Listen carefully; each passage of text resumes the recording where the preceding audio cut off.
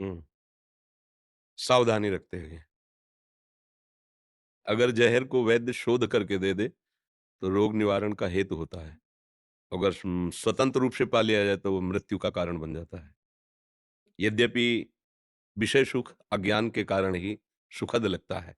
कोई भी भोग है, उसे आप तभी तक सुख के रूप में अनुभव करते हैं, जब आप उसको सुख मानकर चिंतन करते हैं, मूल पे उसके पहुँचे।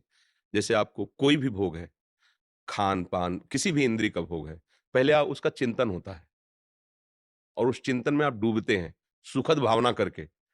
चिंतन का कुछ ऐसा प्रभाव होता है कि हम जैसा चिंतन करते हैं, वैसे ही हमें सृष्टि भासने लगती है।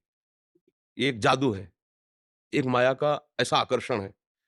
जैसा हम चिंतन करते हैं, वैसे ही हमारी सामने दृष्टि बदल जाती है। तो जहाँ हमारा चिंतन हुआ कि शरीर में सुख है, पदार्थ में सुख है, पद में सुख है, धन में सुख है, यही सब सांसारिक सुख हैं।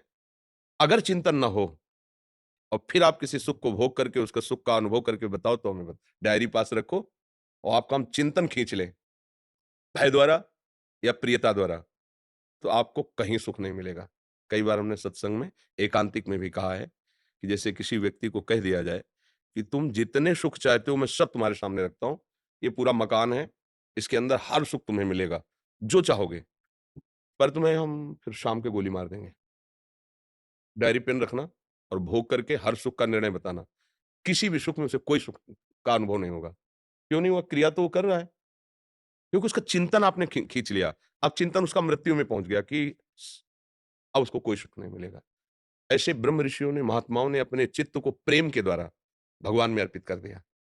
तब उन्होंने, ऐसा नहीं कि सब महात्मा ब्रह्मचारी ही रहे हों या वनवासी ही रहे हों। वन में हम सब महात्माओं की वंश परंपरा से हैं। अगर मूल में देखो, गोत्रों की तरफ जब जाओ तो याज्ञवल्क्य गोत्र, भरद्वाज गोत्र, गर्ग गोत्र ऐसे पाया जाता है। मतलब हम ऋषियों की संतान हैं। उन ऋषियों ने अनुभव किया कि चिंतन के कारण ही विषयों में सुख है। नहीं तो भगवान ने लिखा दुःखालयम अशाश्वतम।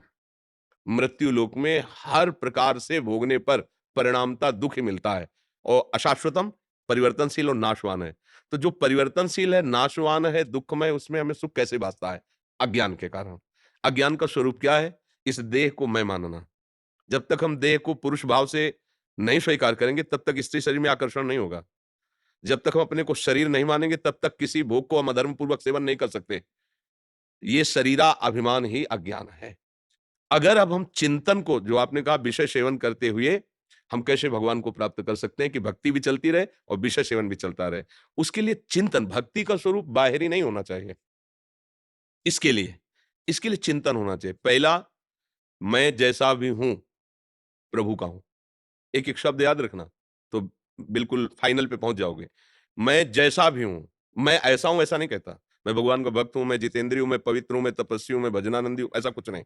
मैं जैसा भी हूं, प्रभु का हूं। दूसरा, मेरे पास जो कुछ भी है, मेरे प्रभु का दिया हुआ है। तीसरी बात, जो भी मैं भोग रहा हूँ, प्रभु की प्रसन्नता के लिए भोग रहा हूँ। तो आप कह सकते हैं जैसे संतान उत्पत्ति क्रिया है, इसमें प्रभु की क्या प्रसन्नता है? तो शास्त्र प्रमाण है। जिन्होंने संतान प्राप्ति नहीं की, उनको आदेश दिया गया है, जाओ तुम संतान उत्पन्न करो क्योंकि ये हमारी पूजा है। जैसे करदम जी प्रकट हुए, भगवान ब्रह्मा जी ने देखा इनकी तपस्या और वैराग्य में रुचि है, तो उनका नहीं, पहले संतान उत्पन्न करो क्योंकि मेरी पूजा होगी, सृष्टि पूजा। उन्होंने तपस्या की, भगवान श्री हरि को प्रसन्न किया और मांगा कि मुझे पत्नी प्रदान कीजिए। तो महाराज मनु की पुत्री देवहूति पत्नी रूप में मिली और भगवान स्वयं उनके पुत्र रूप में, कपिल के रूप में प्रकट हुए। अगर उस भाव को आप भगवत पूजा मान लें, तो काम भाव भी आपके भगवत प्राप्ति का हेतु बन जाएगा।